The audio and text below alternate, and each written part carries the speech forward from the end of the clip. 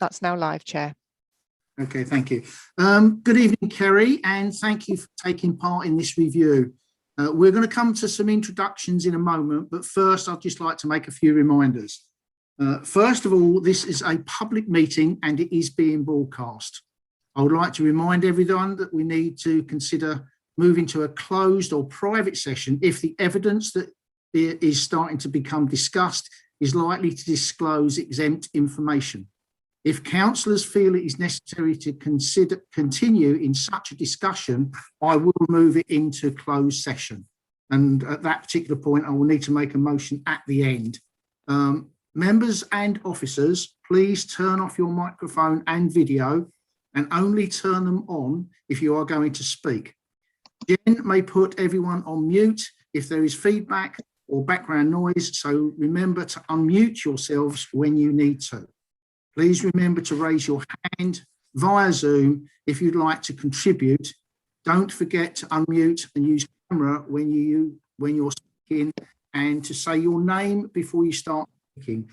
Before you say anything, Kerry, I'd just like to point out that one of our councillors, Councillor Isabel Mattick, who will introduce herself, is having troubles with her video. But what I'm going to do first is just go around the room and introduce everybody. And I'll start with myself. I'm Councillor Malcolm Tullett. I'm the Ward Councillor for Old Bracknell, and I'm chairing this blue badge review. So can I come to Isabel next, please? Yes, I'm Isabel Mattick. I'm a councillor for Harmonswater, and I'm Vice Chairman of the scrutiny panel. Thank you very much. And I'm just going to go around in order that they're on my screen. So I'm going to go to Councillor Mary Temperton next. Hello, Kerry. My name's Mary Temperton. I've got a clock that's going, I'm sorry, and I'm councillor for Great Hollands North. Wrong timing with that clock, sorry. Thank you. Councillor Nick Allen. I'm Councillor Nick Allen. I'm the College Town Ward Councillor. Thank you very much. Councillor Michael Brossard. Thank you very much, Chairman. Councillor Michael Brossard, Councillor for Central Sandhurst. Thank you very much. And last but not least, Councillor Alvin Finch, and then I'll come to the officers last. Councillor Alvin Finch, Councillor for Ward Councillor for Bath. Okay, and obviously just so that you're aware of who's on this, even though it's going live, the two other people that are on board are officers, and I'm going to come to Jen Lawson and then Emma Young. Hello, Jen Lawson. I'm the officer supporting this review. Hello, I'm Emma Young. I'm supporting some of the tech at the beginning of the meeting. Right, okay, that was a bit of a long-winded start, Kerry. So first of all, thank you very much indeed for coming along. Hopefully you've been given all of the questions that we're looking at asking, and obviously hopefully there's not going to be too much there that's of any major concern to you. But if you'd like to start, have you got the questions in front of you, Kerry? You want to just No, but I can do. Hang on. Okay, well, no, I can ask them for you if you like. If it's easier that way, we'll just go through them one at a time. Okay. Or would you like to make a little, just a very short preamble before we start? No? No. Okay, I'm just going to go, right. So out of 10, how confident were you that the application would be approved when you actually started the process? Probably about 4 or 5. So you weren't very confident at all? Okay. No. Why was that? Because I knew that the criteria for getting one, some of the things that it needed, I don't meet every day. Okay, so what sort of things had you read or seen or heard that made a difference to that? I'd heard that you had to be receiving PIP, or and the amount that you had to walk unaided, I think. Okay, and where did you get that information from? Other people and the Facebook support groups I'm on. Right, okay, so what information did you actually get from Bracknell Forest Council that you found useful? I didn't, I mean, I got the application form and there was some stuff in there. And I was a bit hesitant when it said about how far you could walk and the criteria for walking. Right, okay, so you equated the two things with regards to the non-visual and thought you weren't going to get it just Yeah. because you, oh, right, okay, got you. What else could we have provided then? I don't know. I can't think of anything that would have made any difference. I mean, the criteria are what they are. So, what about something like the fact that that the physical disability wouldn't necessarily be the only factor? Would that have helped? yeah, it would. It would have helped knowing that other people in my place and my situation had been successful. Okay. And did you get any help or assistance from anybody else to help you fill it in? No. No, so you did it all on your own? Yeah. Okay. What information did you need to actually support your application?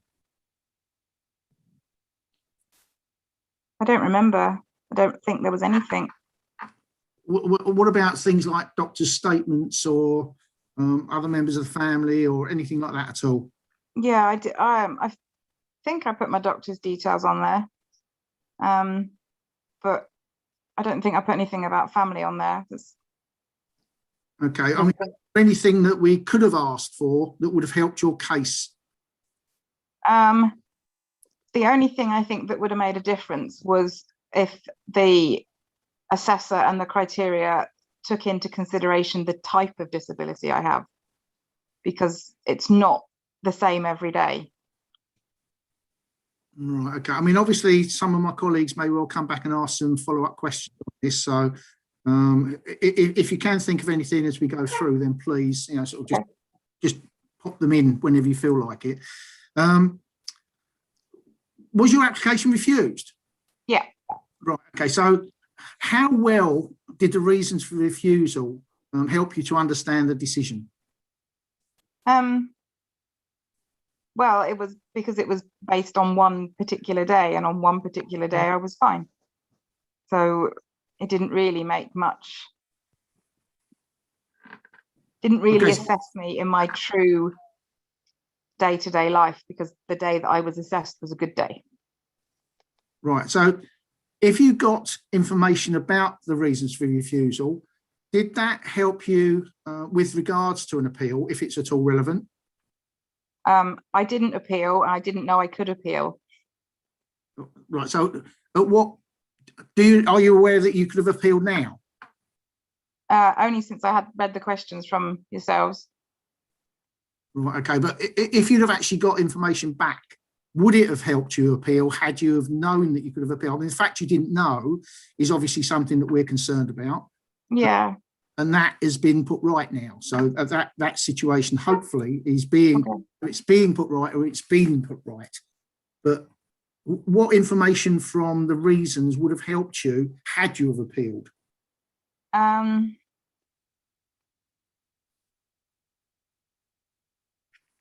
don't know, because I don't think that the reason was that I could walk, and it doesn't make any difference as to, well, it does make a difference, but it's as I say, the day I was assessed, it was a good day. So had it been a different day, I wouldn't have been able to walk that far, which that's just the criteria for it, and that's what frustrates me. But obviously it's very difficult because we can't go into any personal issues as such. It's how it all happened. So yeah. Is there anything that you think we could have done better for you, or people in your position? People in my position, I think, should be more consideration should be taken to what's actually written on the form, because on the form I was told by my support network and my nurse to write it as it was my worst day, and then it felt like the only criteria that they really wanted to look at was the fact that I could walk the width of my driveway. Right. Okay. So it was all done at your home, and that would be the same process for everybody. Yeah, the guy made an appointment and then phoned me because it was during lockdown. He phoned me from his car and asked me loads of questions, and then asked me to go out to the front drive and to walk while I was on the phone to him. Oh, I see. Right. Okay. Right. Has anybody else? I can think of a few questions, but I don't want to hog it. We've got a few other people that would probably like to take part. Mary, you've got your hand up. Yes, thank you, Kerry. Did they, when it was a good day, did he say to you when the man was asking you from the car, is this a good day or is it a very difficult day for you? They just assumed. Yeah. And did they ever ask you how many days are difficult days out of a year compared to the good days? No. Did they ever ask you the proportion of the days in which you could not have walked across the driveway? No. And is your driveway very wide? No, it's just a normal drive. Is it? It is actually. It's Oh, I don't know. I walked across and back, and that was far enough for the assessor to agree that I could walk. The house used to be one house, but then it was knocked through to the next door house, so it's like two houses with two fronts. but we're not talking about half a mile. No. Okay. And so and did the letter that you received that refused it, so your refusal letter, did it not explain that you had the right to appeal? I don't remember reading that. No. Okay, thank you. All right, thank you. I've got Michael Brossard and then Isabel Matic. Thank you, Chairman. Kerry, a couple of questions that I've got. Did you feel the doctor's report that was submitted was sufficient in terms of providing the evidence that was needed, or do you feel it was more of a general nature? I asked the question because obviously the doctor's report, I think, would have been one of the elements that have been taken into account. You would have seen that doctor's report. Was that emailed to Bracknell Forest Council, or was it sent as a hard copy? And also, hold on a second, Michael. Hold on a second, Michael. Okay. There's quite a few questions in. There's quite a few questions in there. Could you break them up a bit for us, please, Michael? Oh yes, okay. Then yes. What I'd like to establish, I suppose, is, and Mary's asked the question about the appeal, but with regard to the doctor's report, did you feel that the information that had been provided by the doctor was persuasive, or was it of a general nature? I didn't see any information that the report. I didn't see a doctor's report at all. So it was sent direct then, was it, by the doctor, by your surgery director, Bracknell Forest Council? I don't know. I would assume so. I put down my GP and I put down my consultant details as well. Fine. Okay, then. Thank you for that. Just one other question that I'll ask. I mean, it's of personal nature. If the person who did the assessment, and this was obviously done from the car, was it actually filmed, or how was it actually recorded? Did he provide a commentary at the time that you were walking? What was the mechanism, I'm trying to establish, Kerry, by which he could actually come to an assessment? No, he just sat in his driveway and watched. I didn't appear to be recording anything. He just watched. And when I got to the end of the drive, he said, "Can you turn around and go back?" And then he said, "Okay, that's fine." And that was the end of the assessment. Thank you for that, Chairman. Thank you, Kerry. Okay. Can I just go back to something that Mary, before I get on to Isabel, with regards to your nurse, did she seem to have an idea that it was about your worst day, or was that just conjecture on her part? Do you know? Did you have? I don't know. No, I mean, I know other people. Whenever on the support groups I'm on, they do say when you apply for anything, put it down as your worst day. But yet, when you're actually going through that process, if it's a good day, they don't take that into account. So no. So I don't want to put words in your mouth, but you're in a way, the expectation is you've got to make it up. Yeah, almost. You do feel like you've got something to prove, that you're not believed, because the way that the condition works is that most of the time, and thankfully it is most of the time, I'm okay. But when I'm not, then a blue badge would be essential for me to be able to keep the house running. I mean, this is why I live with my mum, so that she can do those things for me that I couldn't do if I was really bad. Sure. And again, just to, without labouring the point too much, if it was a bad day, what would be the difference in how you would have performed during the interview? I mean, do you think you might have got it had you been asked on a bad day? Yeah, probably. Because on a bad day, I can't walk the distance. I don't move. I don't do anything. I get looked after by my mum and my husband and my children. All right. No, thank you for that. I'll leave it at there for the time being. Isabel? Right, I have two questions. One is, at any time during the interview, were you actually encouraged to supply any further information if you felt it was necessary after the interview? No. Okay. My second question is, if your GP responded, I think it's important to know if it was your own GP who would know you better, or was it another doctor who you'd had no contact with, which might have been helpful. Yeah, I don't know, but to be honest, we never get to see the same doctor now anyway. So, ouch. Okay. The consultant information, I don't know if the consultant sent anything in, but that's the one that knows what I'm like when I'm bad. Understand. Thank you very much. No, thank you for that. Have we got any other questions, anyone? I can see Councillor Lizzie Gibson is back with us. And obviously we've got Mike Gibson on board. Would you, before you start anyway, would you be so kind as to turn on your video and just introduce yourself to Kerry anyway, please?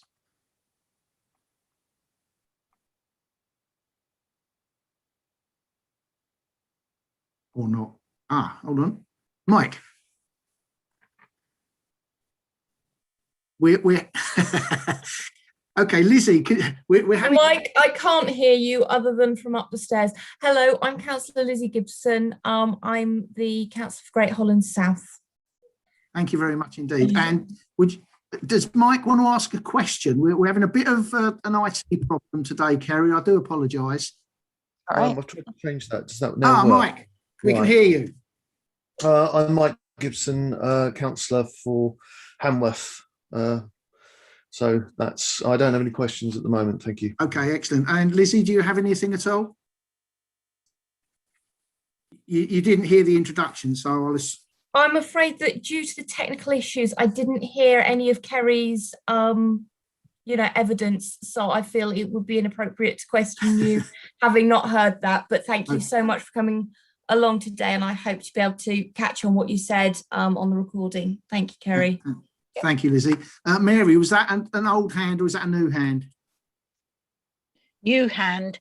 Kerry, can you just tell me on the form that you did it ask you to give details from the consultant or to write to your consultant to ask for evidence for your case, or did it just ask for the consultant's name? Because what I'm trying to find out, is it up to the person who's applying to provide the evidence from the form, or does it look as if the officers will source this themselves and find the information from the consultant themselves? Was it obvious?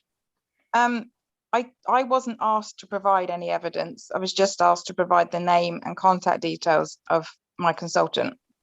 Okay, thank you. All right, thank you. I don't want to keep you longer than we have to, Kerry. And obviously we can't get into the individual case as such, just looking at the how it all happened. So we've been 20 minutes into the 30, so I'm quite happy for it to end at this point. Let you out of your misery. Thank you very much for joining. It's been very useful. Is there anything else you'd like to add to anything that's being said? No, only that now I might appeal. Okay, so from my perspective, just going forward, if we were to start the whole process off again, might be a better way. I mean, communication is a big one, and expectation management is obviously is key to this.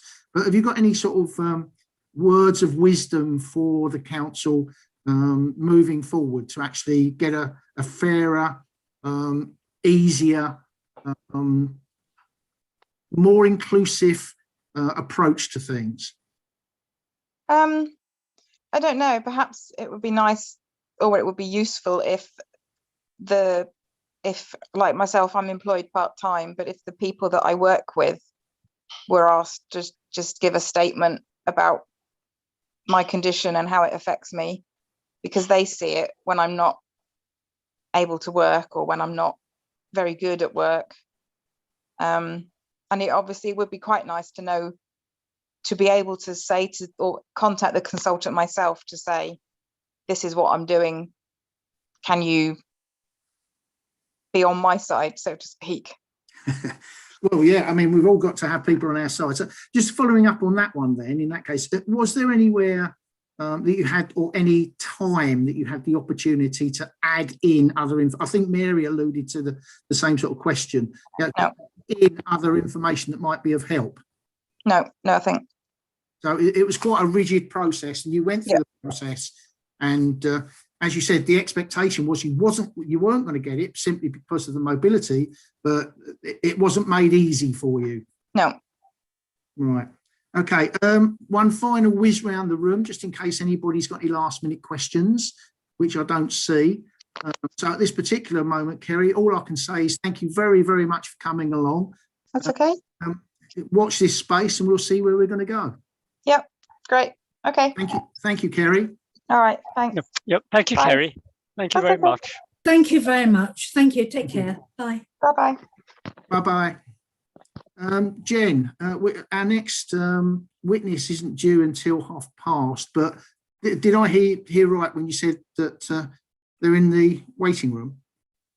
Yep, they are in the waiting room. I'll just check that is the one we're expecting next. Would it be worthwhile doing that now? Yep, if everybody's ready, I can certainly ask them in. And this is Christine, yes. It's Christine, yeah, and so she is speaking on behalf of Bernard, I think it is, McDock, I think it is, and he applied under the visible criteria and was automatically accepted. So you're hearing from a number of different people with different experiences. You probably picked up that Kerry had applied under the visible criteria and not been accepted, and so Bernard was an automatic acceptance, but it gives the full range of people's experiences. Okay, thank you very much indeed. So if it's all right with everybody else, shall we invite Christine in? Yep. Okay, I'll do that. Okay, thank you.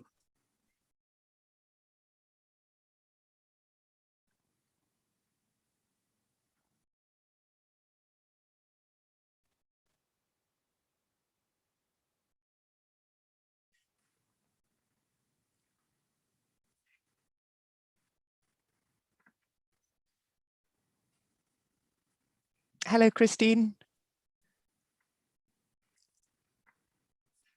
Oh, Christine, can you hear me?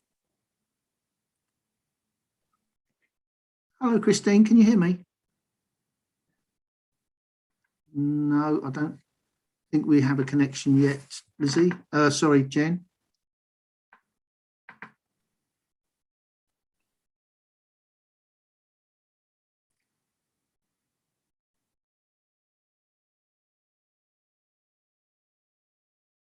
We've got the same issue with Christine as we had with Mike and Lizzie, by the sounds of it. By the sounds of it. So, hello. Can you hear me, Christine? Yes, I can hear you. Excellent. Right. Okay. Before we start, I've just got to go through a bit of a preamble. Welcome, Christine, and thank you for taking part in this review. We're going to come to some introductions in a moment, but first I have to make a couple of reminders. This is a public meeting and is being broadcast. Okay. I'll remind everyone that we may need to consider moving to closed or private session if the evidence that we hear is likely to disclose exempt information. And if councillors feel it is necessary to continue into such discussion, we'll move it to a closed session. Okay. Officers, please turn off your microphone and video and only turn them on if you are going to speak. Jen may put everyone on mute if there is feedback or background noise. So please remember to unmute when you need to.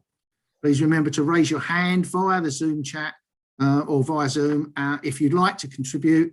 And don't forget to unmute and use your camera when you're speaking and to say your name before you start speaking. So what we're going to do first, Christine, is just go around the room and introduce ourselves one at a time so you know who you're talking to.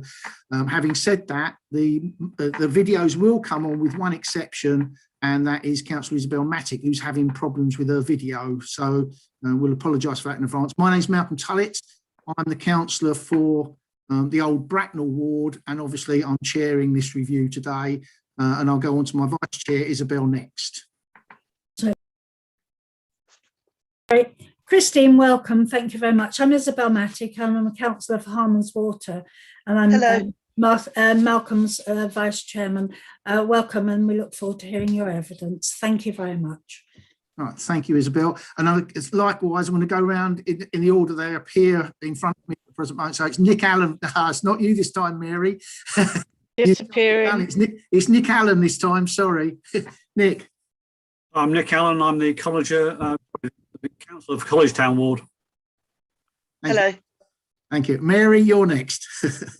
Again, I'm Mary Temperton. I'm Councillor for Great Hollands North. Welcome. Hello. Okay, I've got Mike and Lizzie next. So Lizzie first being, hold on. We've got two Michaels, sorry. Lizzie Gibson first. Hello, I'm Lizzie Gibson. I'm a councillor in Great Hollands South. Hello. Okay, Hello, thank you. Okay, Michael jumped the gun. So Mike Gibson next, please. Hello, I'm Mike Gibson, councillor for Hamworth. Welcome to the meeting. Hello. Thank you. Michael Brossard. Christine, good afternoon. Michael Brossard, Borough Councillor for Central Sandhurst, and welcome. Thank you. And last but not least, in terms of councillors, that would be Alvin Finch. Good afternoon. This is Alvin Finch. I'm one of the ward councillors for Priestwood and Garth. Hello. Thank you very much. And our two officers, in fact, one officer now is Jen Lawson. I think you've spoken to, but Jen, if you'd like to introduce yourself. Hello, Christine. Jen Lawson. I'm the officer supporting the review. Hi, Jen. Right, so Jen, you've obviously, I think you were watching the previous, so you know how the system runs with a bit of luck. So it's entirely up to you how you'd like to go through the questions. If you'd like to go through them yourselves, we'll just sit and listen as you go through them, or if you want me to, I can actually ask you the questions one at a time. How would you prefer to go forward? Oh, you're asking me? Yes, Christine. Oh, sorry, I thought you were asking. Yes, one at a time, please. One at a time. Okay, I don't mind that. So, same set of questions. Out of 10, how confident were you that your application would be approved when you started the process? We understand that it was an automatic approval for you anyway, but how confident were you that that would be the case? I was very confident. Okay, on a scale of 1 to 10, 10? Well, I'd say yes, 10, definitely. Oh, okay. And why did you think? Why were you that confident? What made you think that way? Well, basically because of Mr. McDonough's ailments. I mean, you know, he has got quite a list of things that's been wrong with him in operations he's had and his breathing and all the rest. So. And it's there in evidence with the prescriptions, what he's actually taking. And plus, you know, all the operations and doctors he's seen over the years. So the facts spoke for themselves, is what you're saying? Yes. Right, okay. What information did Bracknell Forest Council provide that you found useful, specifically useful, not other than not useful? Well, everything that, I mean, they're always very, very helpful, Bracknell Council, and it's a great council. And I think that they accommodate the disabled people and with every goodwill and every good intention that they're able to. That's really kind of you to say so. Thank you for that. But what else could we have provided, if anything? I don't think there is anything else really, because it came back a lot quicker than what it used to. I mean, there was always a waiting time for it, and it was quite quick on this particular occasion in him receiving it, which I was glad of, because obviously there is that all concern, obviously, with Mr. McDonough, where he'd worry and think, oh, am I going to get this? Are they not going to approve it this time? So the fact that it came a lot quicker and you know, it was very helpful to making it so he didn't have that much anxiety, you know, especially with everything that's been going on, you know, with COVID and everything. Okay, no, that's great. So did you get any useful support information from anyone else, or did you do it all yourself? Oh no, it was all done with the council. I mean, the lady, it was spoken, it was actually over the phone, it was all done. The payment was done over the phone. Everything that I can't remember the name of the lady that deals with the disability badge down by the council, but she was very, very nice and very helpful. Oh, okay, that's great. Thank you very much for that. What information did you need to provide to support your application? Well, basically, a list of his ailments. We had to put down, you know, what operations he's had, his prescription, what medication he's on, how his mobility affects him, just general things like that, you know. Okay, and last question before we open it up to everybody else.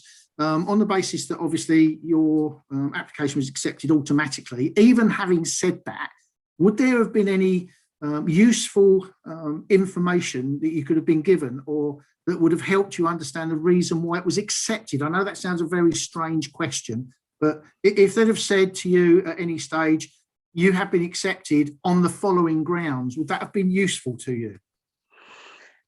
Yes, I think it would have been, actually, because it would make him realise, because obviously it's not for me, you know, it would make him realise when I sort of was explaining what the situation is. I'd be able to say to him, well, this is the reason, you know, that, I mean, why he's got mobility in the first place, and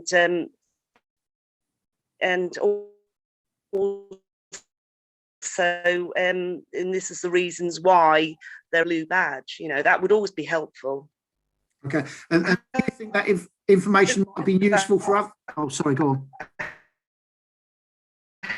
I butted in, sorry, finish what you're saying. We're losing a bit of a signal. Can you hear me, Christine? Hello, can you hear me? I think we're losing sound. Is it just me, or is it Jen? Can we hear Christine at all? No, I've been having the same delay that you've been experiencing. She's frozen. Right, okay, let's just wait a little while and see if we can get her back. Oh no, she's gone. Right. She'll probably try and come back in. I hope so. We'll just hang on a little while. And I've got you down, Mary. I've got you next to for the question. That's all right. I'm patient. I know you are. Let's keep our fingers crossed and hope she can come back to us.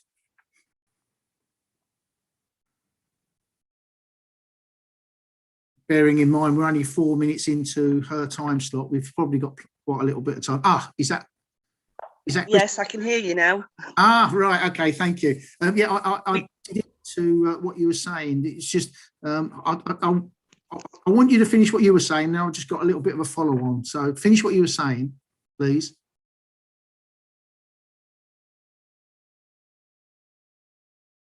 No. Can you hear me, Christine? Hello. Oh, yes, we can hear you now. Can you hear me? Hello. I'm having a problem if you can here. If you can hear me, Christine. Hello. what can work sometimes is if you turn your video off, it actually gives you a bit more bandwidth. If you can hear me, do you want to try turning your video off?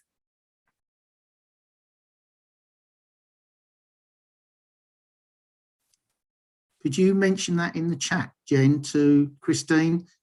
Just suggest that she could turn her video off.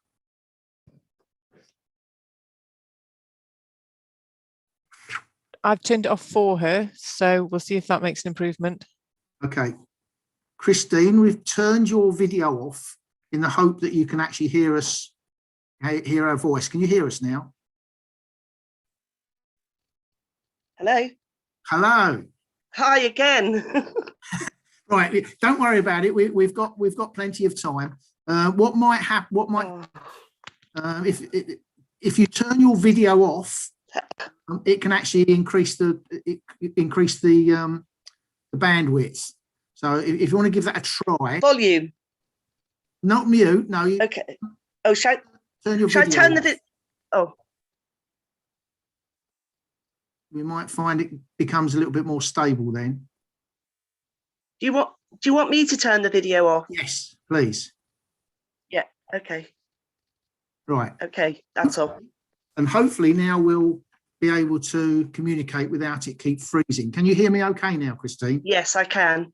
Oh, right. Okay. Just going back to the original, you might have forgotten what we were talking about, but it was on the basis that would you have got any benefit from finding out why it was approved? And you were mentioning that the information might have been quite useful for yourselves. And I was going to come to the point, do you think it might have been useful for other people to find out why it was granted as well? But you were in the middle of talking and then we lost you. So if you would like to finish what you were saying, that'd be fine. Oh, well, it was just basically that. Obviously, I mean, there is going to be anxiety with anyone that's disabled about, the thought of losing a blue badge or it not being granted is going to make them worry and cause them unnecessary sort of worrying. So any contribution you can make paper-wise or by over the phone explaining why they've got it and that coming through a lot quicker would of course be very helpful to any person, I think, who's disabled and is awaiting a decision on a blue badge. Okay, thank you. Right, I have wanted to ask some questions now. First of all, it's Mary Temperton, then it's Isabel Mattick, and then It wasn't me, it was Isabel first. Yes, was it? Oh, yeah. okay, sorry. Isabel first then, please. Thank you very much. Sorry, can you, it's telling me I'm muted. Can you hear me? Yes, I can hear you. Okay, how long before your current blue badge was running out that you're actually invited to make an application? Well, I think you're meant to do it at least a month before it runs out. That's what I do for Mr. Bernard McDonough anyway. Mm-hmm. But I mean, I think it could even be 6 weeks before, I'm not sure. If there was a hold up and you run out of time, how would that leave you? Or your time? Well, it basically, I mean, it really is a need. I mean, it's like his only outlet is maybe going, being taken to the shops or a trip somewhere where the parking, you need to park just for him to have a life rather than four walls, and it does mean a lot to go without it for a period of time, awaiting it to come through. I'm just wondering if there's anything you can do. Could you get some sort of special card made up temporarily in the meantime while you're waiting? It's just an idea, just in case that does happen down the road in the future. I know how dependent some people are on blue badges, believe me, I do understand. And I think it's important that if it's delayed in any way, it can lead to an awful lot of anguish. Yes, Isabel, yeah. Yes, So, I agree with you. Yeah, fine. Thank you for your comments. No, thank you for that. Mary, then Michael Brossard, then Lizzie. Yeah, thank you. Christine, can you tell me, were you involved in the original one? This is a renewal, so it went automatically because they've got some history of it. Were you involved with his first application for a blue badge? Yes, I was. And thank you. And can you tell me then, did you have to ever give any evidence? You've told us the evidence you've given this time with the prescriptions and this how he can walk and everything. Did you ever have to give any evidence from a consultant, or did you or the name of the consultant, or did you actually ask the consultant for a reference? I can't actually remember. I'm ever so sorry, Right. but I really don't. I can't really answer you on that because it's so long ago.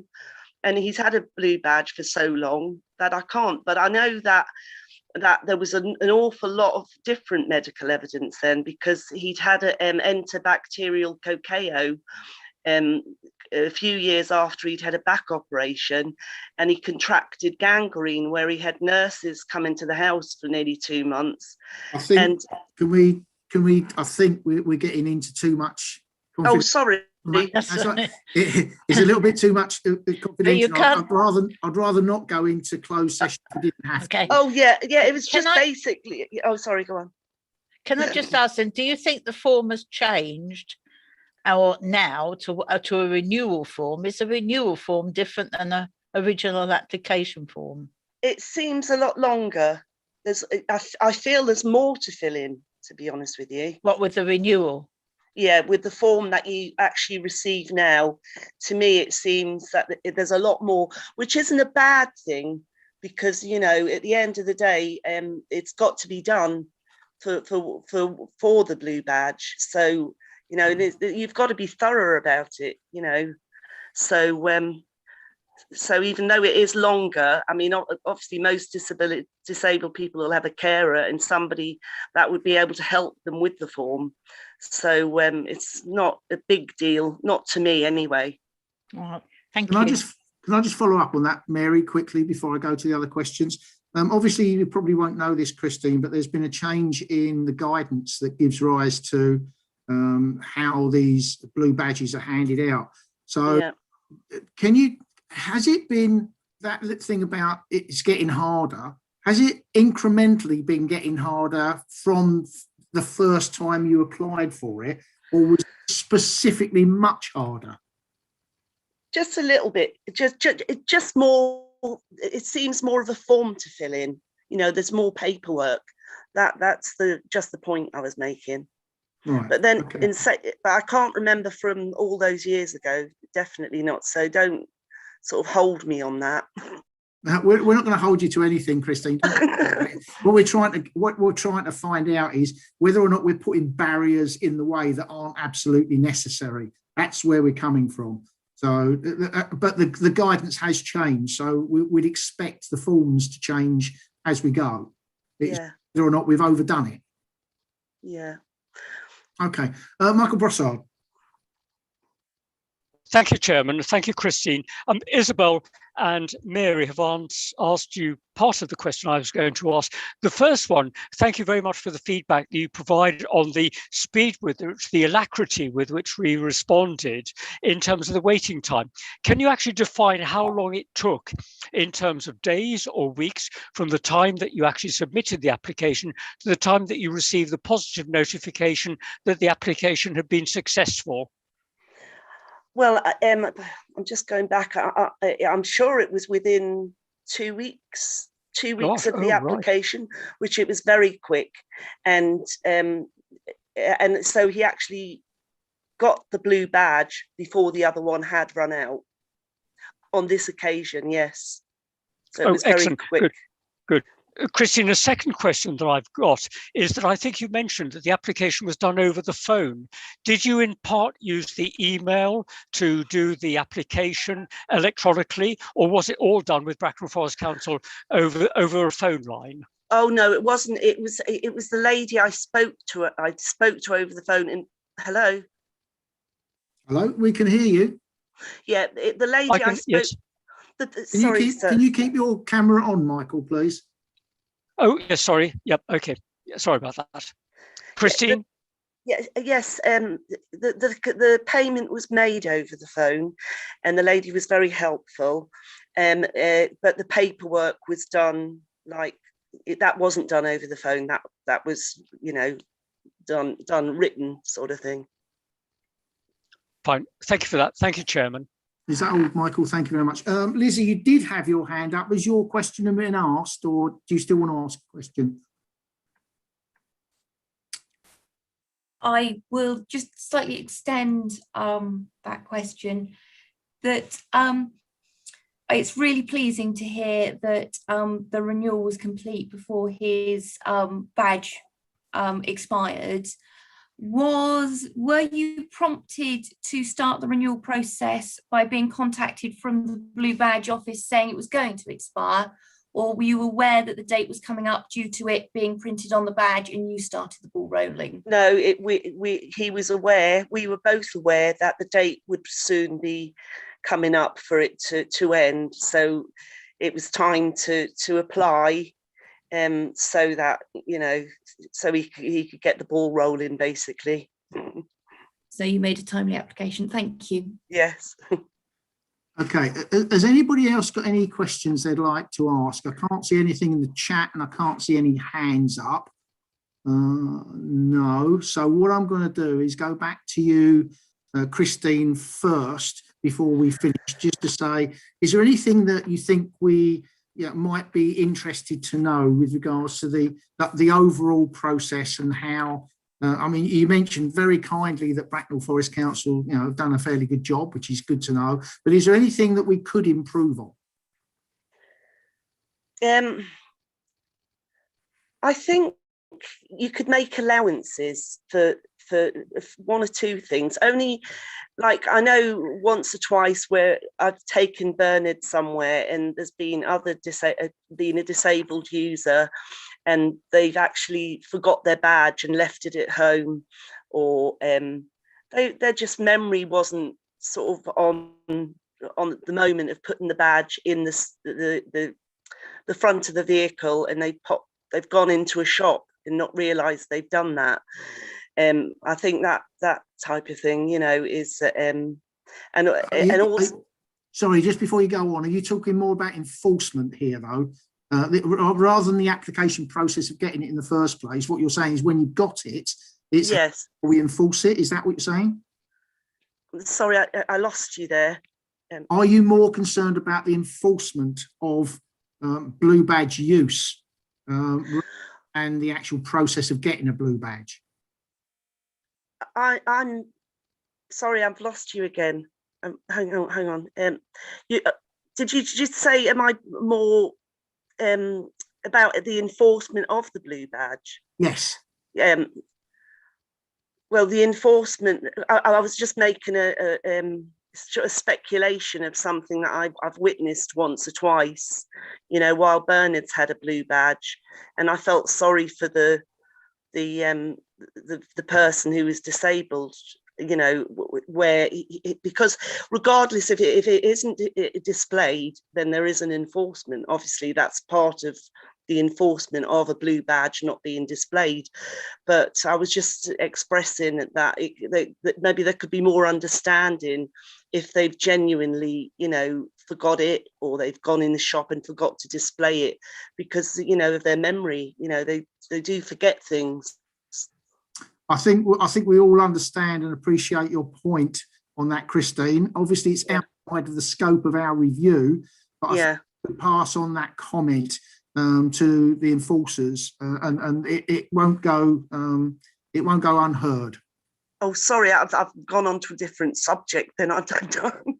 Sorry about that. It's the first time I've ever been to a meeting, so it's maybe I'm a bit confused. I'm not sort of I don't know. No, it's all right. It's not a problem. No, it wasn't a criticism. We're on board. But was there anything else you wanted to say? Well, not really. I just think it's a marvelous scheme for the most vulnerable, and that I think that the fact that you distribute the blue badge and I think you sort of do a fantastic job in helping basically with the disability of people, and giving them a blue badge, you know, if they're entitled to it. Absolutely. And it's a marvellous thing. All right. Well, thank you very much for that, Christine, and for your time. I'd ask Jen to comment to our previous speaker, because I failed to mention that you know what will be coming next. Obviously, the review group will consider all of the evidence that's been given, including yours, and we will report back, and we will be sending you a draft of the report when it's published. So, okay. Thank you very much for your help and assistance. And you're welcome to leave us now. Oh, well, thank you. It's you can tell Jen from me that it's amazing I've managed to even do this, because I'm absolutely completely backward on these things. Well, you've just told her yourself, Christine. So she's yes, heard that's it. Okay, thank you very much. That's very kind of you. Thank you very much indeed. Yes, thank you. Thanks, Christine. Thank you, Christina. Well done, Christine. Well done. Thank you. I'm very nervous, Well but done. thank you. No, you did very well. You did really well. Thank you. Okay, Well thank you. Thank you. I don't know what to do to turn this off now, but thank you. Take care. God bless. Thank you. God There bless. should be a red box. If you move your mouse, bottom right is a little red button called leave. Leave, right. And I'm not seeing that. Hang on, let me see. Well, Christine, I can remove you from the meeting if you want, so I can go and do that now. Thank you, Geordie girl. All right. Thanks, okay. Christine. Thanks, then. Bye-bye. Bye. Thank you. Bye-bye. Bye-bye. Bye-bye. Right. Jen, we now have written evidence. I'm assuming that everybody's read that written evidence. But how would you suggest we now go through that written evidence with regards to the fact we're live streaming? I think there's that because we are live streaming it would probably be suitable to read it through to make sure anyone who's watching has heard it, and that all the panel members have heard it in the same room in the same way. Excellent. In that case, could I ask you to do that for us, Jen? Oh, I thought that might be coming. Bear with me.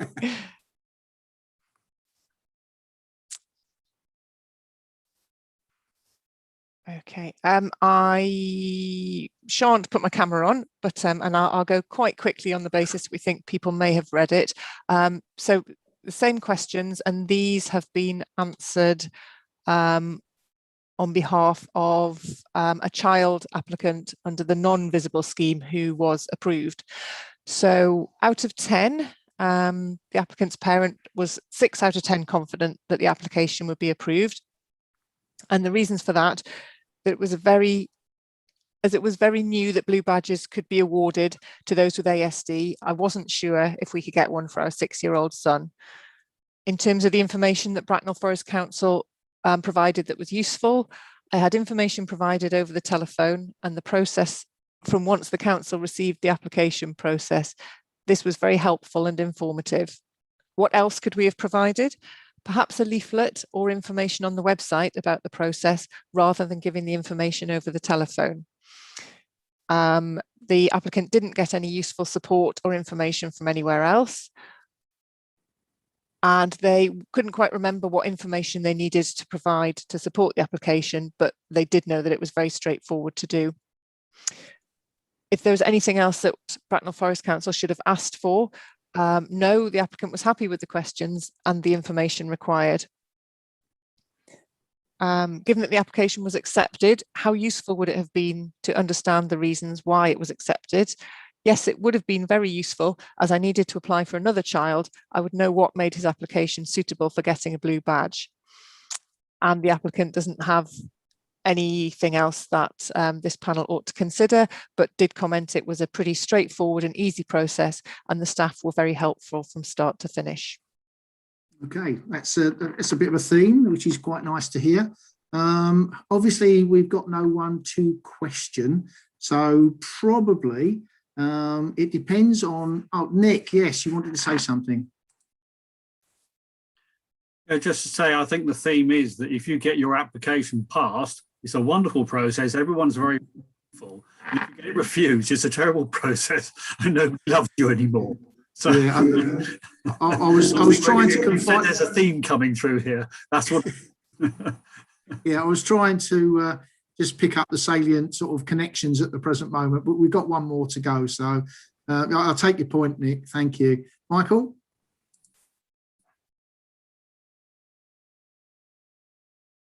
Brossard, sorry, Michael Brossard, sorry. I'm just pressing the right buttons. Why is that? What did Marie actually decline to attend, or was it a personal decision that she felt? It's quite useful to actually have that interchange and that exchange of views, but it could well be that there were personal reasons and she chose to do it electronically. I'm just curious, and if Jen can maybe provide some narrative as to the circumstance under which she chose to provide a written evidence rather than a physical appearing in person. It might be a little bit unfair for Jen, but would you have any? Yeah, I can. Yeah, the timings didn't work. It wasn't a particularly convenient time, and obviously, we're talking about parents who have children, and children that maybe take up quite a lot of their time. So I think it was more along the lines of it wasn't a convenient timing, but obviously we were keen to get evidence into the review however we could. So offered the option of the written submission. Absolutely. You okay with that, Michael? Yeah, no, question answered. Thank you very much. Thank you, Chairman. Thank you very much. Mary. Yep, come in now. Yeah, it's really interesting to me how much the evidence that is needed before this, because it seems for some the evidence is really straightforward and that is no problem at all, and for others it's not so obvious what the evidence is, and it's proven this business about more often than not. So if you can prove it's more often than not that you need it, then and it's this justification that it's more often than not, and how you prove that seems to me to be the key. Yes, there's a lot of subjective decision making. Are you suggesting it should be a bit more objective in it from the outset? Well, I think there should. Yeah, I think everybody should know exactly what they've got to provide, and if it is more often than not, the first person, Kerry, was not asked how many bad days a year she has. So hers was more not than often, apparently. And so it would be good to actually understand how they prove this more often than not, because it's, if you apply now, she didn't even know she could appeal, but if she appealed, it might get worse. And then suddenly she's got very many more days when she can't leave the house or without help. Yeah, I'm just wondering if Jenny's taking down some of these comments for the sort of plenary session at the end of it, because obviously we're in evidence taking mode. Yeah. Okay. Sorry. Shut up. No, it's fine. It's fine. I've noted that one down. We have time on our hands. I can't remember. I don't know who went next. Sorry, it's either Lizzie or Nick. One of the two. I don't know who's next. Lizzie Gibson or Nick Allen? Whoever. I think it was Lizzie, but she put her hand down. So yeah, okay, go on then, Nick. In that case, again, this is probably more of a discussion point, but what we don't know is what's happening in the background once they get the forms back in terms of checking the evidence. For example, the first person mentioned about having given details of the GP. Well, and the fact that she was.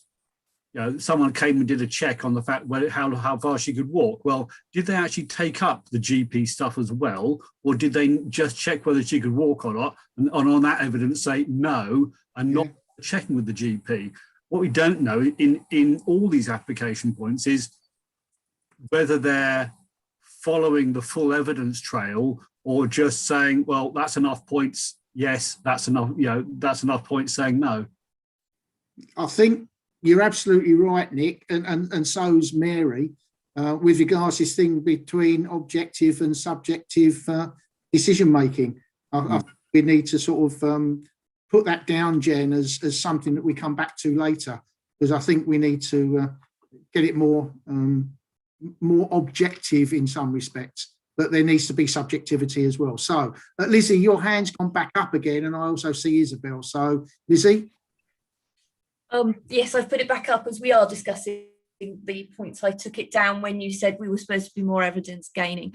Well, I think we still are, but we've got time. I understand we've got a gap between residents, evidence.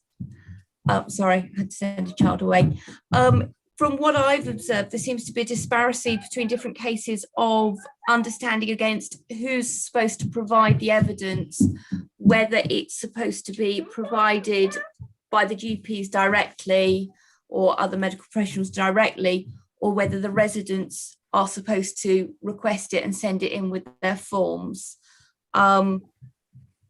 So something more clear than that, and perhaps some sort of guidance on what evidence the blue badge would like from medical practitioners would be helpful, so that the residents don't go to the doctors and say, can you support me with my application?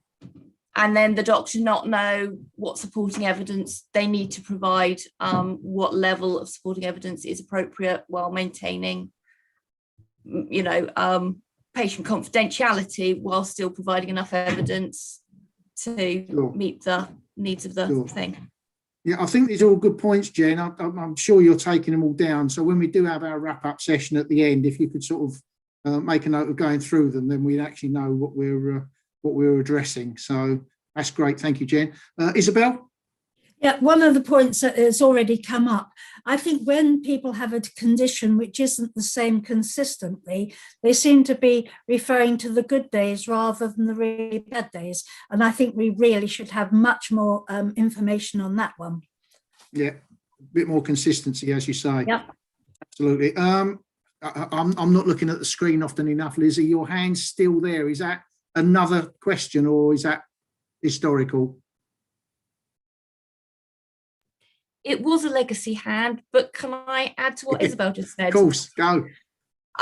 My understanding for most of these assessments is that you're supposed to aim on an average day, not your worst, not your best, but sort of somewhere in between, so that,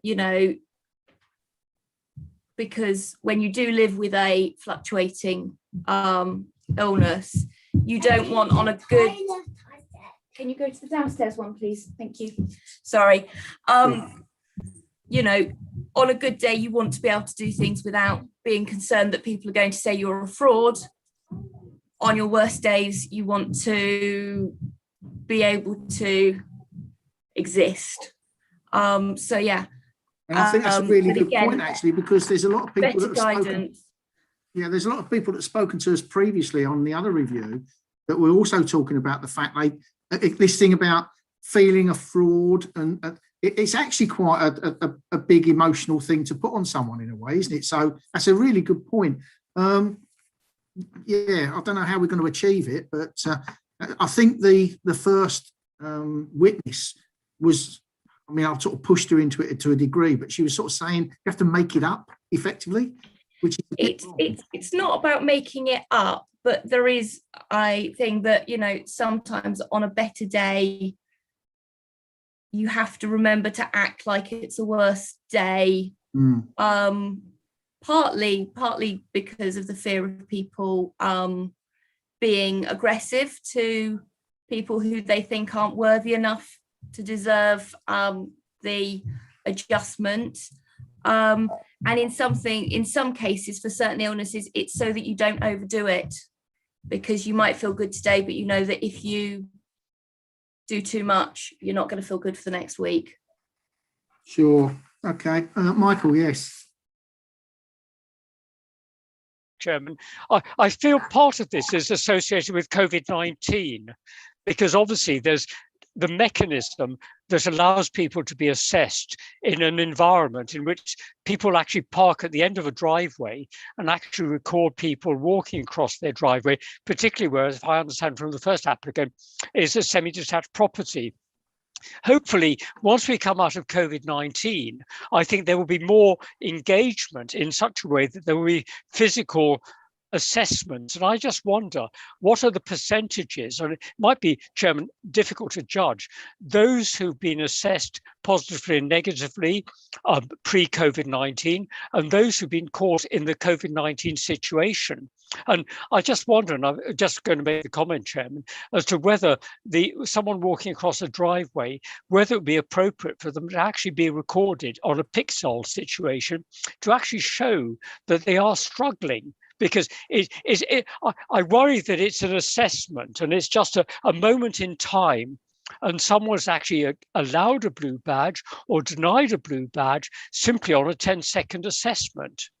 And those comments are really, worth listening to, but I think we should keep them for our private discussions later, Michael, if you don't mind. But they have been noted, and we'll come back to them, I'm sure. Right, my screen's bouncing around all over the place. Right, all I've got left, I think, is Mike Gibson. Oh, and Lizzie again. So, Mike? Yeah, I'm just kind of come back in that one. One of the problems with good days and bad days and the averages of it is it's actually the impact that it has on the person afterwards. I know of personal experience of people that can walk X amounts, but that will stop them from working the following day. It's when it's not a regular, a sustainable level of activity. And that's what sometimes causes a problem. So even if somebody can walk, they won't then be able to do anything the next day because of the exertion that they've done for it.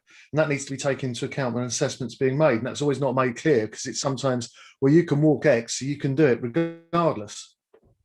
Absolutely. No, absolutely. And Isabel, and then we're going to see if, I can't remember what the other lady's name was. It was Lindsay. Yeah, Lindsay.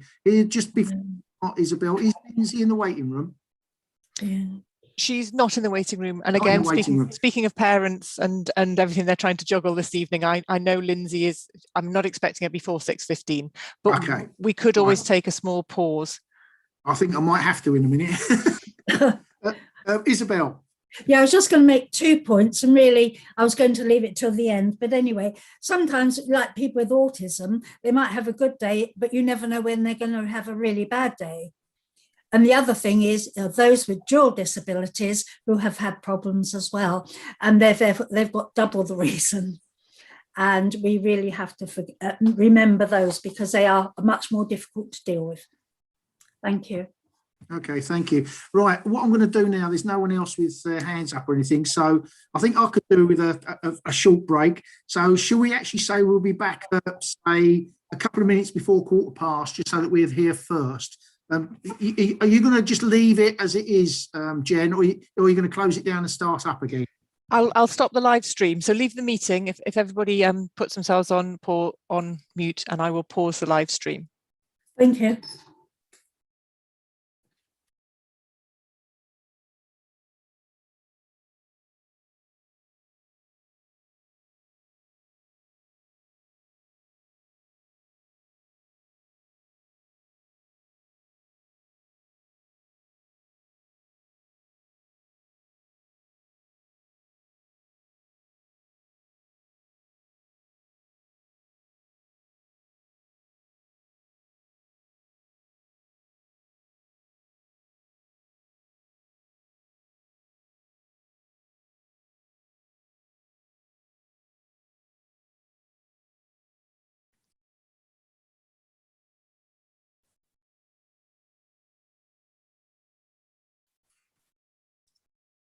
And I will admit Lindsay into the meeting. Thank you.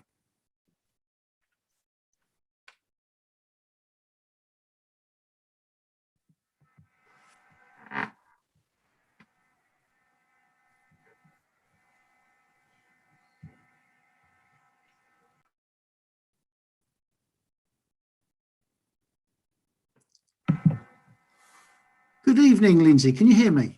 I can indeed, yes. Excellent. Right. Well, thank you very much for coming tonight. Okay. Thank you for taking part in this review. We will come to some introductions in a moment, but I just need to make a few reminders before we make a start. So first of all, this is a public meeting and it is being broadcast. I remind everybody that we need to consider moving to a closed session if the evidence that is being discussed is likely to disclose any exempt information. If councillors feel it is necessary to continue such a discussion, I will move to a closed session. Members and officers, please turn off your microphone and video and only turn them on if you are going to speak. Jen may put everyone on mute if there is any feedback or background noise, so remember to unmute when you need to. Please remember to raise your hand via Zoom if you'd like to contribute. And again, don't forget to unmute and use your camera when speaking right the way through to the end of that particular conversation, and say your name before you start. So we're going to go around and do some introductions now, Lindsay. I'll start with myself. I'm Malcolm Tullett. I'm a councillor for Old Bracknell Ward, and obviously I'm chairing this review panel tonight. My Vice Chair is Isabel Mattick, and I will apologise on her behalf. She's having a problem with her video, but the rest she can do for herself. Thank you. Hello, I'm Isabel Mattick, and I represent Harmons Water Ward. And thank you very much for coming. We look forward to this session. Thank you. Thank you. And I'm going to work around in my order, which is Mary Temperton first, then Michael Brossard. Hello, Lindsay. I'm Mary Temperton. I'm chairman for Great Hollands. I'm sorry, councillor for Great Hollands North. And thank you for coming. Thank you, Michael. And then Mike Gibson. Yeah, thank you. Yeah, Lindsay, welcome. Michael Brossard, Borough Councillor for Central Sandhurst. Thank you for coming. Thank you, Mike. And then Hi, I'm Mike Gibson, Councillor Hamworth. Welcome to the meeting. Lizzie, then Nick. Hello, Lindsay. Thanks for coming. I'm Councillor Lizzie Gibson, Great Hollands South Councillor. Thank you, Nick, and then Alvin Finch, please. Hi, Lindsay. My name's Nick Allen. I'm the councillor for College Town Ward in Sandhurst. Thank you. And last but not least, Alvin. Good evening. I'm Alvin Finch, one of the councillors for Priestwood and Garth. Okay. And before we come to you, Lindsay, obviously you've had dealings with Jen already, but I'm going to ask Jen to introduce herself as well, just in case. Hello, I'm Jen Lawson. I'm the officer supporting the review, and thanks for coming along, Lindsay. Okay, so Lindsay, obviously it would be nice to see you, and you're more than welcome to turn your video on. With regards to some of our previous witnesses, they've had some problems with sound, and what we found is if you do have problems with sound, if you do then want to turn your video off, the bandwidth. And the same as before, we have a list of questions. We can go through them. Either I can ask the questions as we go, or if you've got them in front of you and you're prepared to talk to them, then we'll just let you talk through the questions and you can give us the answers as you see fit. So how would you like to proceed? So I've got the questions here, so I'm more than happy just to run through them myself. That's great, yes. So in terms of how confident I was that it was going to be approved, it's probably around a 2, if I'm honest. I think raising a disabled child, you understand how much you have to fight for everything.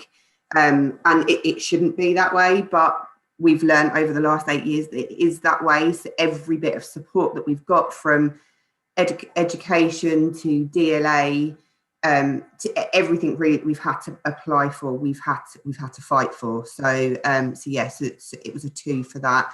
And I think that covers off question 2 as well. I mean, being the reasons behind why we thought it would be declined. So it's historical. You've just had that sort of level of response previously, so you thought the same would happen. Yeah, absolutely. So in terms of the information provided by the council, to be honest, I don't know that there was a huge amount other than what we've read on the website. So we did the application through the website and sent that off.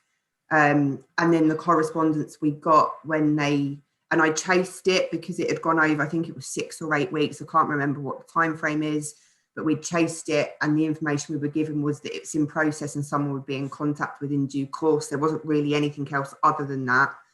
And then when we got the response to say that her application had been declined, it just said that because she's not always at risk, it's only sometimes that she's at risk, was one of the main reasons behind the application being declined. Again, there wasn't a huge amount of detail behind that. I think it would have been good maybe to have a phone call with somebody just to understand that a little bit more, because the way that came across in the letter was she's only sometimes at risk. So essentially what we're asking you to do is play roulette with her safety, because you might take her out one day and she'll be fine, and then on another day she won't be fine, but it's okay to take that risk, is essentially how it came across in the letter.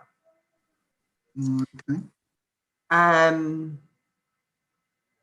In terms of getting support or information from anybody else, we haven't. As I say, we've just done our research through your website, so we didn't kind of seek any advice from anybody else. The reason we asked that question is any support group, any other support groups you might be a part of? No, other than Facebook groups for parents that have got children with the same condition as Ella, but because her condition is so rare, they're all across the world, and there's probably only 100 people to part of that group. So yeah, there wasn't really any support groups. In terms of information that we provided to support the application, we supplied pediatric letters. We supplied her autism assessment, which also was a mental capacity assessment. We supplied a letter from the GP confirming that she needs constant one-on-one carer. We supplied her educational reviews that confirm her learning disability. We supplied the genetics testing that confirms her deletion syndrome. We supplied her immunology report, which confirms her being immunocompromised. We supplied physio and occupational therapy reports to confirm her hypermobility and her low muscle tone, confirming that she can't walk very far without being in pain, and also makes her incredibly unstable. So that's the main documents that we supplied. So just, I know you haven't finished yet, but just very quickly, going back to your original statement, the original thought process was you scored it as a 2. But surely with all that information, you must have thought you had a better chance than 2. Well, again, not really, because we've been in the same situation with all of her schooling support. So for the EHCP we had to fight for, we had to appeal for, we were probably appealing that for 2.5 years. And again, we had all of that information back in that application up. Same with DLA, we submitted all of that information and we had to appeal it. And it wasn't until we appealed it that we got given the DLA. So again, that's just based on historic experiences that we've had. So nothing in particular to the way this process works, but it's just. Okay, so I shouldn't have butted in. I should have just. That's all right.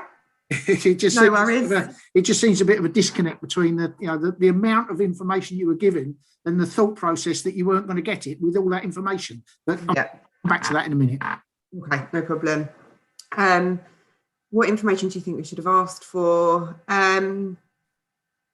No, I mean, this isn't the first time that we've applied for a blue badge. We did it probably about 18 months ago as well.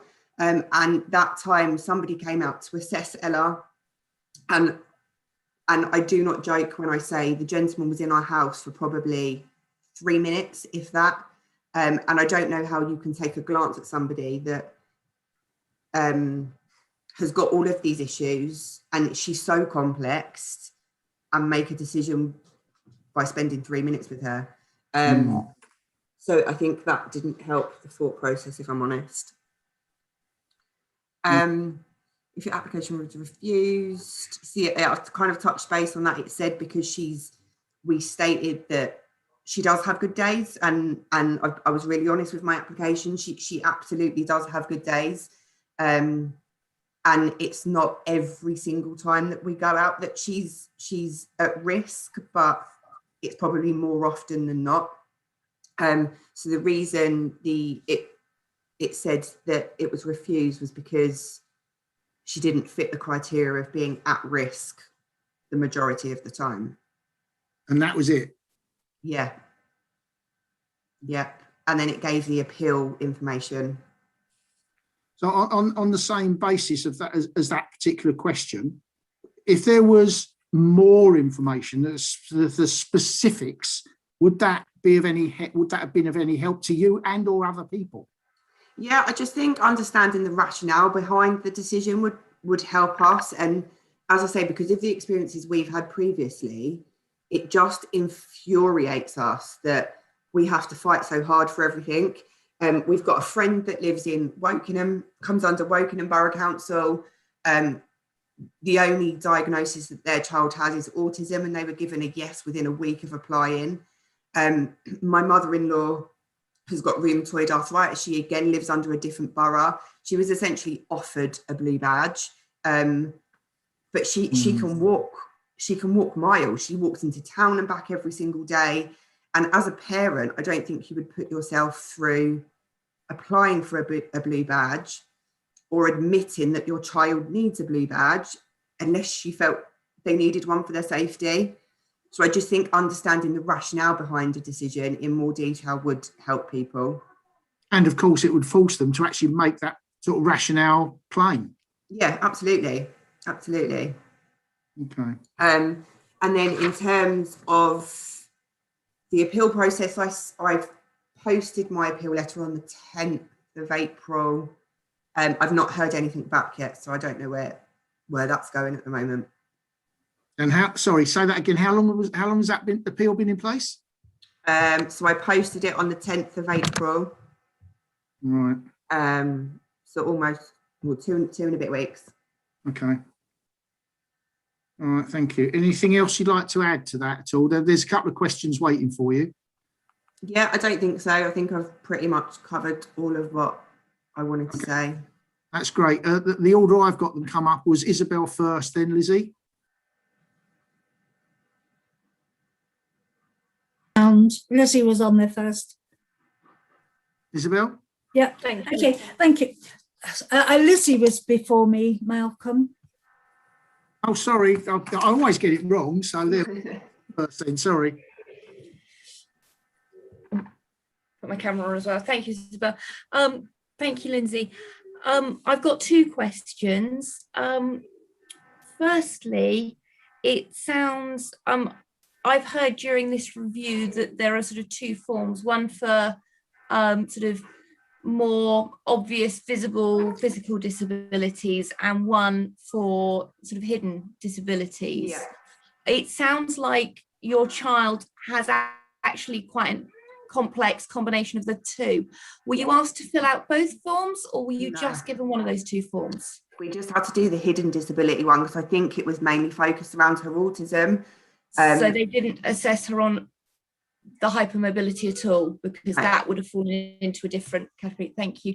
And at any of the process, were you asked how many days a week or how many days a month she struggles compares to not struggle? Were you asked how reliable, repeatable? Not that I recall. I mean, I don't recall the questions on the original application in complete detail, but there weren't any additional questions following that application around that. Okay, thank you. Okay, thank you. Isabel, then Michael. Thank you. I think I'm going to put some words into your mouth, Lindsay. Sorry about that. It seems that some of these decisions are being taken by people who don't have medical degrees or information, but reliant on information supplied by consultants or GPs. Do you think they would benefit by actually having somebody with a medical degree on these selection and making sure that they are adequately covered? Sorry about that. I think that absolutely would help, because Ella has regular visits to hospital, whether that be because she's fallen or because she's got an infection, because her immune system doesn't work properly. And actually, sometimes when you go into A&E and you see a doctor, even they will say, "Oh, I've never heard of that condition," because it is so rare.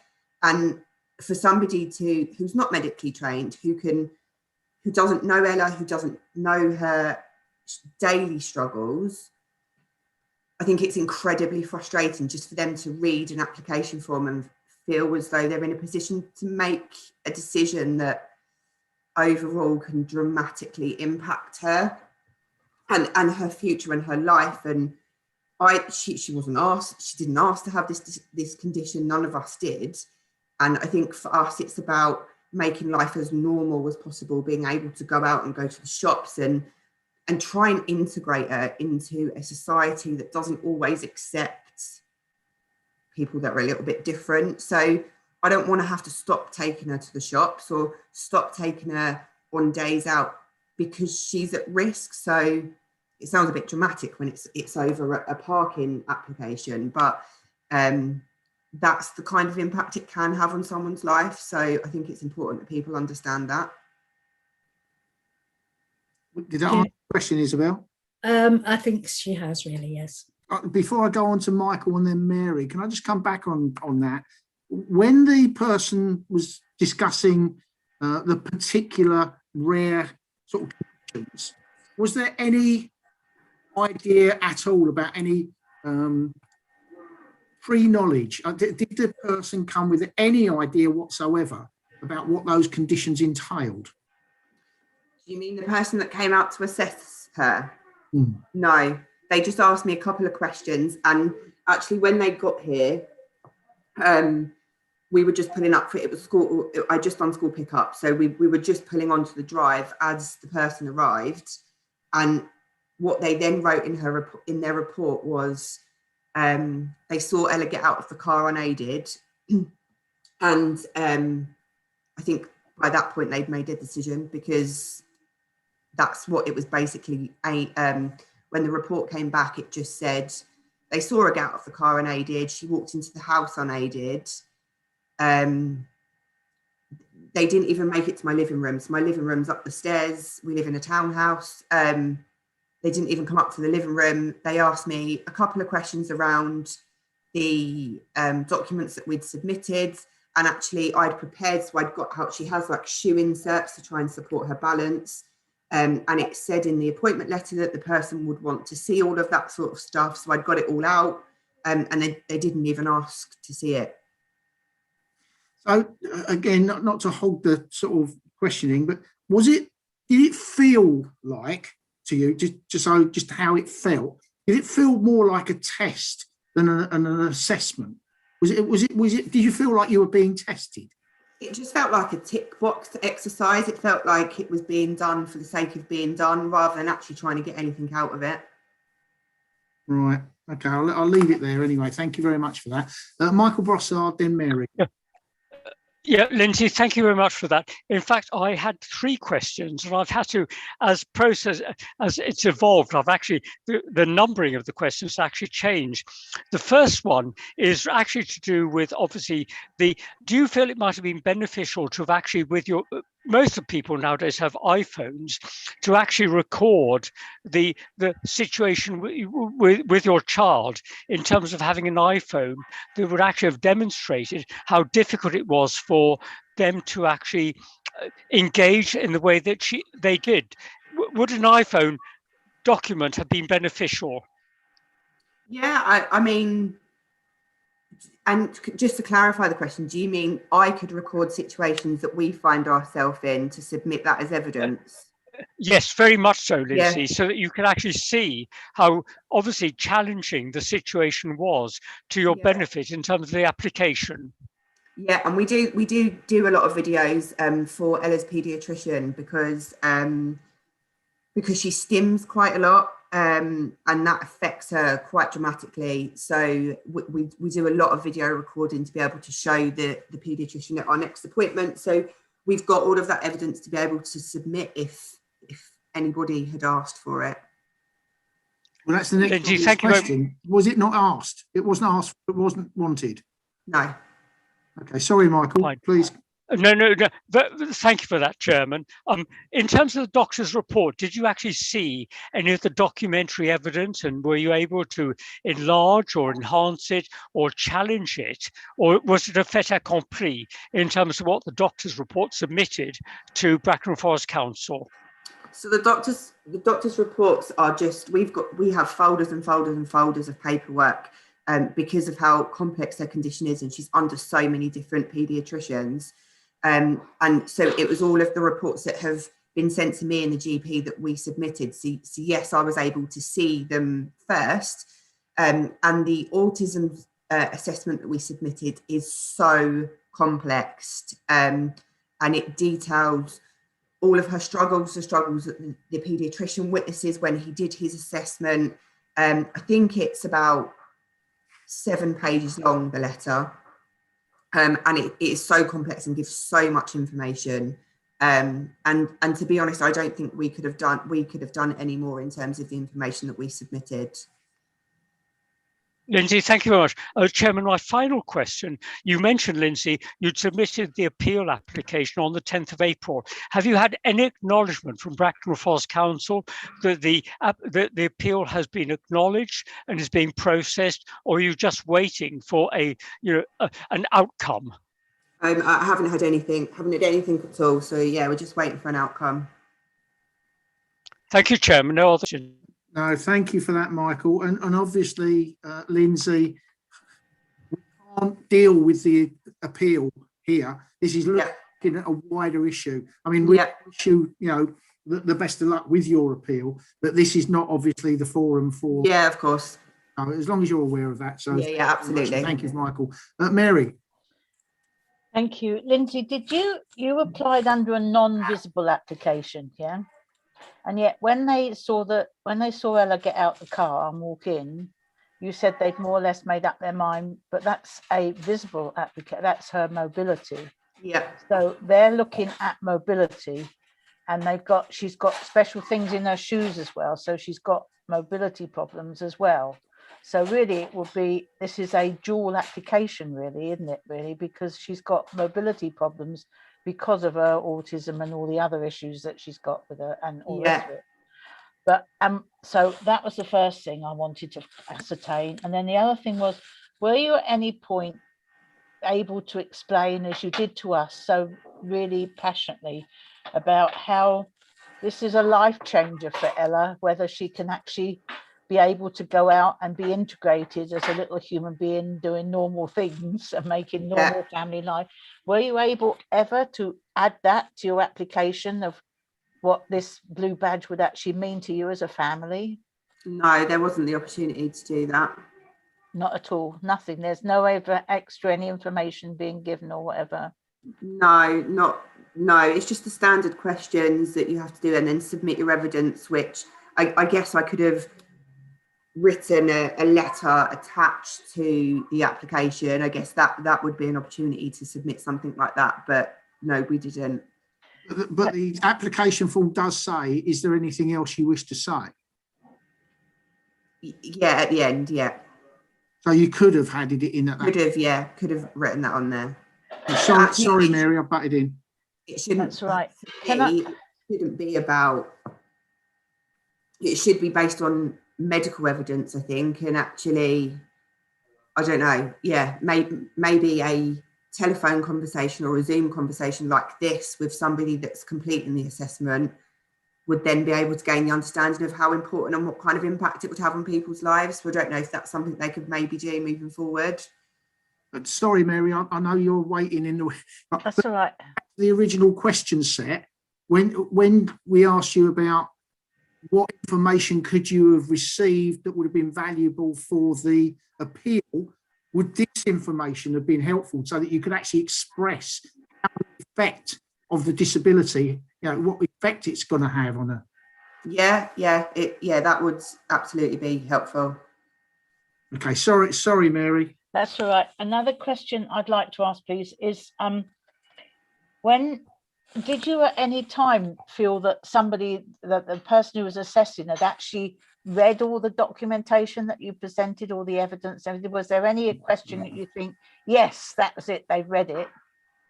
No, I've even put that in my appeal letter, that I don't feel that the information I submitted could have been read in that much detail, because there is so much information there that, yeah. And you were never asked a question on any of them, like, Can you explain what happens when Ella is undergoing this trauma or this experience? No. Okay. And then my last question really is, it's this more often than not.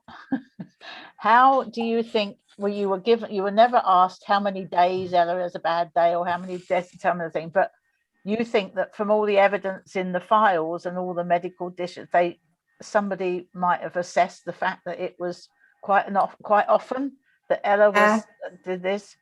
And so, yeah, so how would you ever, do you have any idea how you would in an appeal now prove that it's actually not, as you always said, it's always at risk rather than sometimes at risk? Were you given any evidence of how you could put in the appeal to show that she's always at risk? No. It just gave that as a reason, and then gave the appeal process. There wasn't anything. Sorry, my 2-year-old just walked in.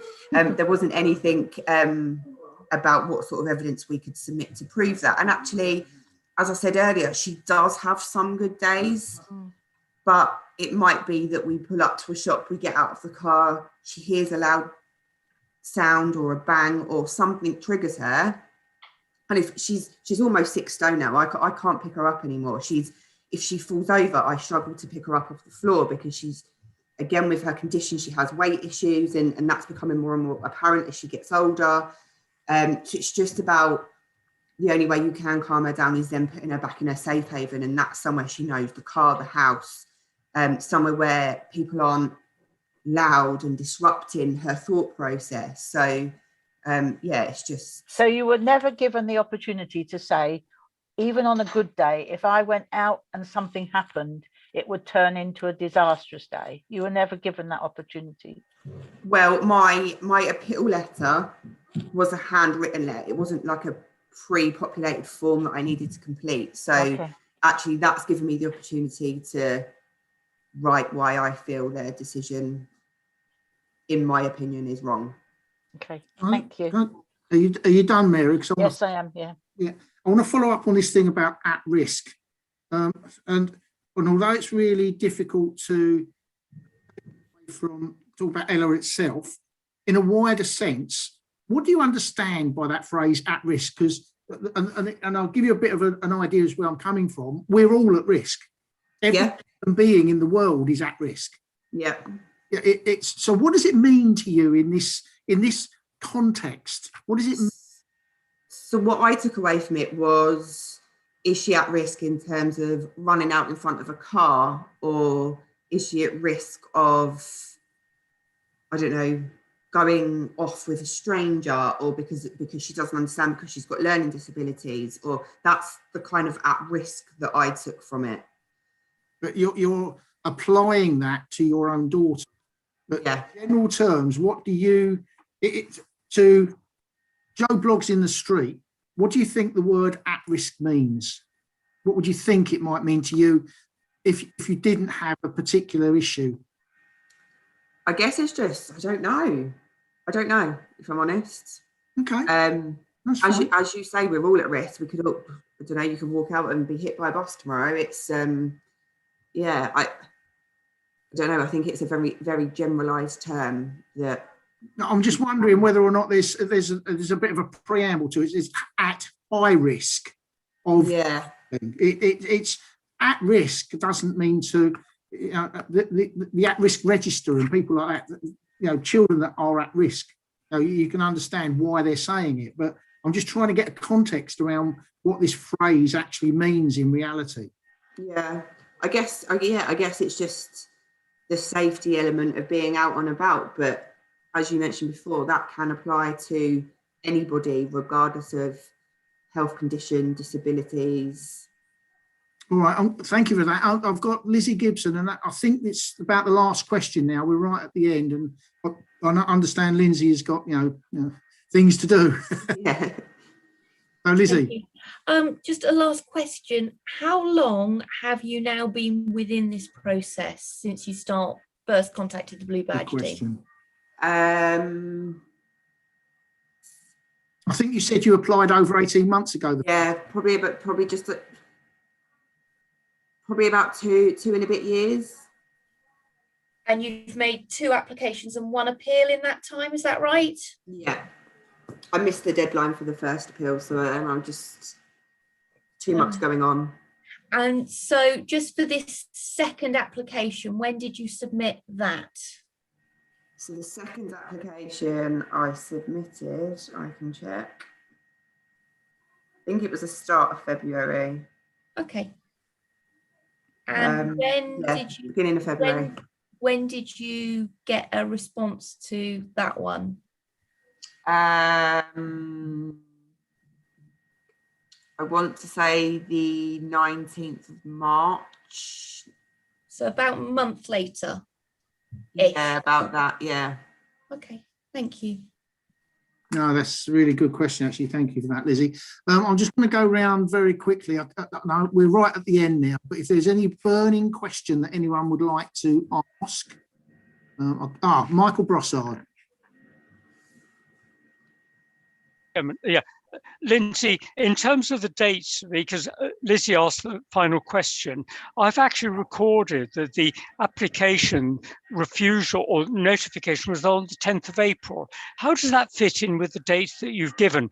I'm trying actually Lindsay, to get a chronological sequence of when the notification was received, when you appealed against it, and when maybe the decision was taken. Can we actually put it into chronological order? Yeah, recognizing we're probably talking about a fairly small window. Let me just get the letter because it's just there in my bag and I'm sure it's got the date on it. So it was February 17th of February that we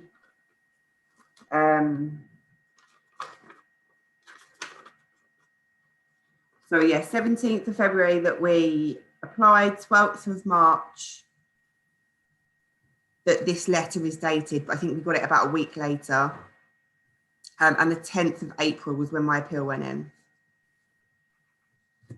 Enough information, Michael? Yeah, that's fine. Thank you, Chairman. Thank you very much. Right. There isn't anyone else with questions, Lindsay, but if you've got anything, again, the final word goes to you. If you've got anything you think that we could take away that would improve the situation, not for you as such, and again, we hope your appeal works, but what could improve the whole system for everybody else, what would it be? I think it's just always to have the kind of end user, the applicant, at the forefront of your mind, and I think it's really easy to the assessors. It's a job, it's something they do every single day. But actually the life-changing impact that it can have on that applicant, I think it's just really, really important for them to go out of their way to understand the situation that one person is in and the difference or the positive impact that something like a blue badge could have on that person's life and the possibilities that it then opens for that person to be able to go out and about more and try and live a normal life. I think life for some people with disabilities will never be normal, but if there's things that we can do as a society to support that, then I just think we just need to just make sure that we've always got that person at the forefront of what we're doing. You know, that's a brilliant way to end. Thank you, Lindsay, for that. And what I'd like to do is just thank you very much for your time. It's okay. Explain to you that obviously we're going to be considering evidence we've heard today. We've already heard some evidence and we're going to be hearing some more evidence over the next week or so. We're then going to sit down and compile some recommendations, make a report, and we will, by way of thank you, basically let you have a copy of that draft report. And again, all I would like to do is say thank you very much indeed for your time, your candour, and you better get on with looking after the rest of your family. So yeah, thank you very much indeed. Thank you. Yep. Thank you, Lindsay. Thanks. Thank Bye-bye. Thank Lindsay. Thank you so much. Well Thank No you. problem Take at care. all. Good luck. Thanks. Thank you. Bye-bye. Thanks so much. Right. So would you like to end the